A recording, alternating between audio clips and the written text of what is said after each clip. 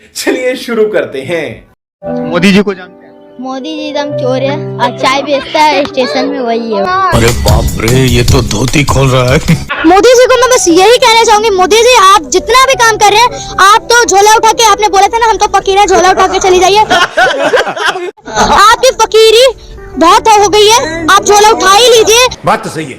अरे झोले में सब कुछ चला ही गया, रेल भेल तेल जहाज सब कुछ चला गया, एयर इंडिया भी चला गया भाई।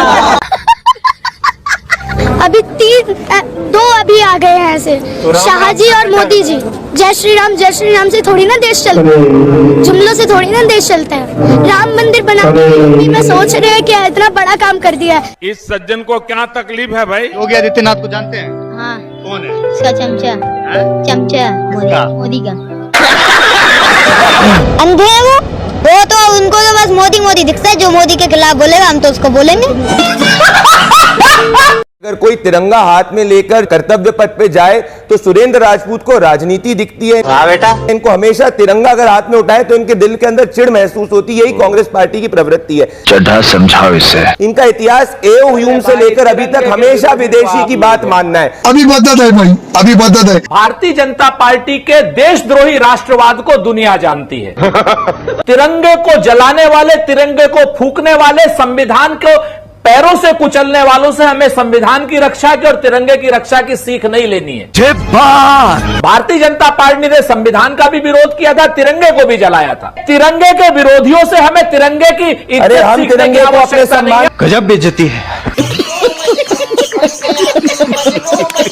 मुझे तकलीफ इस बात की है, बोल कि आज देश विरोधी प्रोपोगंडा कांग्रेस पार्टी कैसे चला रही है। मुझे इस बात का तकलीफ है। चड्ढा समझाओ इसे। जब हमारे देश के वीर सैनिकों ने इतनी बड़ी इच्छा शक्ति दिखाकर पाकिस्तान को घुटने पे ला दिया, तब ये कांग्रेसी पाकिस्तान परस्त प्रोपोगंडा इस देश में कैसे चला रहे हैं? साले देश विरोधी प्रोपोगंडा। अब तू गया बेटा, अब तू गया देख। भारतीय जनता पार्टी के विद्वान प्रवक्ता ये बताएं कि कांग्रेस ने देश का विरोध कब किया, प्रधानमंत्री नरेंद्र मोदी का विरोध कब किया? सही पकड़े हैं। अगर हम ये पूछ रहे हैं कि पाकिस्तान जो पहलगांव वाले जो आतंकवादी है वो मारे गए या नहीं मारे गए, ये कौन सा देशद्रोही सवाल है? हमने तो सेना के शौर्य की, सेना के पराक्रम की भूरी भूरी प्रशंसा की। आप लोग सेना के पीछे छुप रहे हैं। अपनी कायरता को, अपनी नाकामी को सेना के शौर्य और सेना के पराक्रम के पीछे छुपा रहे हैं।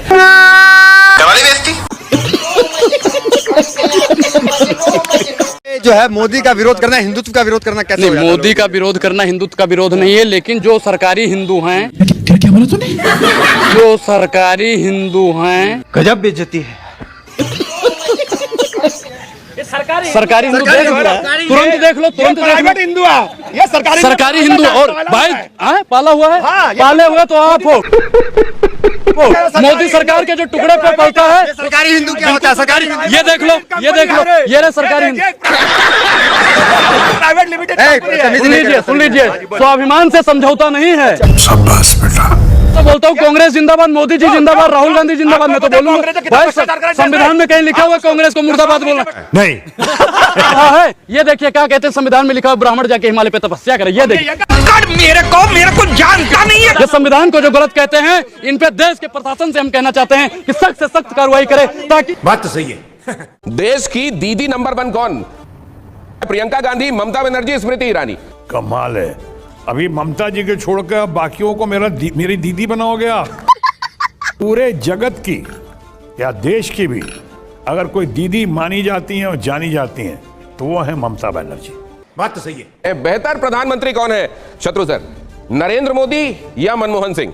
मोदी जी वाह। मैं कहूंगा मनमोहन सिंह जी, बहुत विद्वान, गजब के, विश्व ख्याति प्राप्त। गजब बेइज्जती है। बिहार के लिए नीतीश कुमार बेस्ट है या तेजस्वी यादव? तेजस्वी यादव बहुत ही योग्य है, बहुत हुनर है इसके अंदर और इसकी बहुत फॉलोइंग है। तेजस्वी यादव बहुत अच्छा कर रहे हैं। बड़ी अच्छी बात कही है। बेहतर कलाकार कौन, शत्रुघ्न सिन्हा या अमिताभ बच्चन? जाहिर है शत्रुघ्न सिन्हा। झूठ बोल रहा है। लेकिन दुनिया भले मुझे मानती हो, मैं मानता हूं अमिताभ बच्चन को। वाह क्या सीन है। सियासत का सीज फायर खत्म हो गया है तो पहला गोला ट्रंप के जरिए छोड़ा जाएगा। कंट्रोल। क्योंकि वो कह रहे हैं ना, ये भी वही कह रहे हैं कि 2 बार अब तक कहा जा चुका है सरकार की तरफ से अधिकृत तौर पर कि कैसे ये सीज फायर हुआ। लेकिन उसके बावजूद ट्रंप जो कह रहे हैं, और खुद शशि थरूर कह चुके हैं कि भाई ट्रंप क्या कहते हैं वो उसके ऊपर भरोसा नहीं किया जा सकता। अब देख तू, अब तू गया बेटा। साहिल भाई, शशि थरूर क्या भारतीय जनता पार्टी के नए पापा हो गए हैं? वाह, पहली बॉल में सिक्सर। या शशि थरूर जो है भारत की सरकार के विदेश मंत्री हैं, वो हमारी कांग्रेस के नेता हैं, उनका विचार है, उसके विचार का आप सम्मान कीजिए, अच्छी बात है, लेकिन आपको अपने विचार का सम्मान नहीं है। आप शरद पवार आपके नए पिताजी हो गए हैं क्या भारतीय जनता पार्टी वालों में? टपाटप टपाटप। सरकार की बात नहीं कर रहा हूं। शरद पवार ने तो यह भी कहा सर्वदलीय बैठक बुलाओ, क्यों नहीं बुला रहे? आप आइए डोनाल्ड ट्रंप पर। डोनाल्ड ट्रंप साहिल भाई कोई घसियारा नहीं है, वो अमेरिका के प्रेसिडेंट हैं। अरे बाप रे। और नरेंद्र मोदी जी के व्यक्तिगत मित्र हैं। हाउडी मोदी, हाउडी ट्रंप, नमस्ते ट्रंप, अब की बार ट्रंप सरकार, गले मिलते हुए ट्रंप, चाय पिलाते हुए ट्रंप, उनके लिए पूरा पूरा हिंदुस्तान को बिछाया हुआ था ट्रंप। शर्म नहीं आती तुझे? और चुनाव के प्रचार में गए हुए नरेंद्र मोदी जी ट्रंप के, उसके बाद अगर वो ट्रंप बात कह रहे हैं तो इसका खुलासा भारत की सरकार को करना चाहिए। नरेंद्र मोदी जी को इस अपमानजनक जो टिप्पणियां वो कर रहे हैं क्या नाम भारत सरकार के ऊपर, इसका जवाब नरेंद्र मोदी जी को वंस फॉर ऑल सेटल कर देना चाहिए। नंगा करके नहला रहा है। एक बार अगर वो सेटल कर दें तो प्रदीप भंडारी जी को भी इस अप्रिय स्थिति से वो निजात दिला देंगे। प्रदीप भंडारी जी भी हमारी तरफ, उनको भी परेशानी हो रही है। सही पकड़े हैं। और इसी वजह से प्रदीप भंडारी जी को, शशि थरूर को अपना क्या नाम भाजपा का नया पापा बनाना पड़ रहा है। नहीं बनाएंगे। एक बार नरेंद्र मोदी जी कह दें,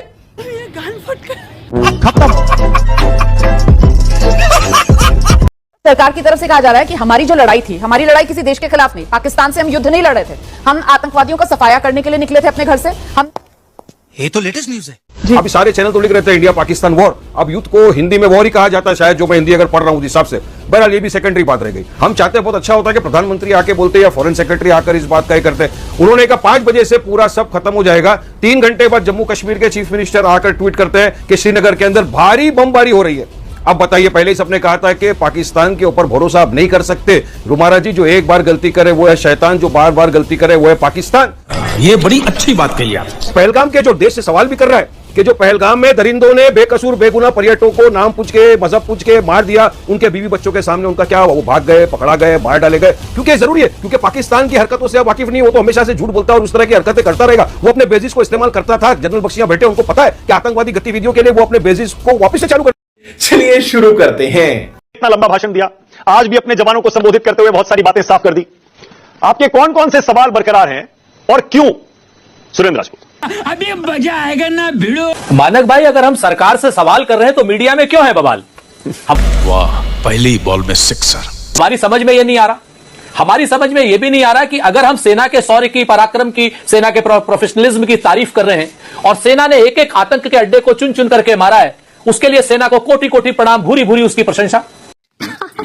लेकिन प्रधानमंत्री जी से अगर हमारे देश के सैनिक नेतृत्व से हमारा कोई सवाल नहीं, राजनीतिक नेतृत्व से अगर हमारा सवाल है, तो उन सवालों के जवाब देने की जगह इधर उधर की बातें क्यों की जा रही? ऐसे तो नहीं होता है। हम राजनीतिक नेतृत्व से सवाल पूछना चाह रहे हैं कि जिस ऑब्जेक्टिव से ऑपरेशन सिंदूर पूरा किया गया था, उसके स्थगित होने से पहले क्या वो ऑब्जेक्टिव पूरे हो गए? पहली बात तो क्या आतंकियों के सारे अड्डे खत्म हो गए? क्या पाकिस्तान में सिर्फ 9 ही अड्डे थे? अरे बाप रे, ये तो धोती खोल रहा है।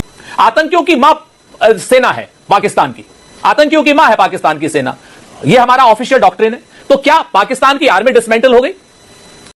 तो इसका आंसर तो नहीं आता मुझे। और जिस तरीके का अभूतपूर्व समर्थन मानक भाई आपने, हमने, पूरे देश ने, विपक्ष ने, नल ने, नील ने, कोल ने, भील ने, सबने दिया, 140 करोड़ देशवासियों ने दिया, उसके बाद बल्कि मीडिया ने तो इससे आगे भी दे दिया। मीडिया के तो तमाम आपके साथी बराती चैनलों ने कराची पे भी कब्जा करा दिया, इस्लामाबाद पे भी करा दिया, क्या नाम, लाहौर पे भी करा दिया, उसकी दाखिल खारिज भी करा ली। सुकून का नाम सुना है? खत्म। Bye bye. आप किस लिए गए थे? पाकिस्तान को हड़पने के लिए गए थे?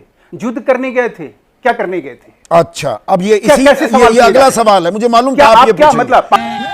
6 दिसंबर 2023 सदन के पटल पर लोकसभा में बोल रहे थे देश के गृह मंत्री अमित शाह, क्या? और आड़े हाथों लिया जवाहरलाल नेहरू को, देश के पहले प्रधानमंत्री को, कि ये जो पाक अधिकृत कश्मीर है ना, जो ये कब्जा किए बैठा है पाकिस्तान, इसके जिम्मेदार जवाहरलाल नेहरू हैं। वो कहते हैं 2 गलतियां की जवाहरलाल नेहरू ने।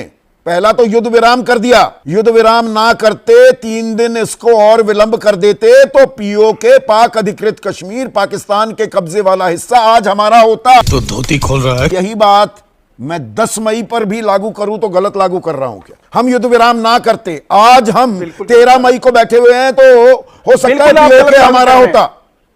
किसने रोका? अब सवाल वही है। अब बोलिए सर।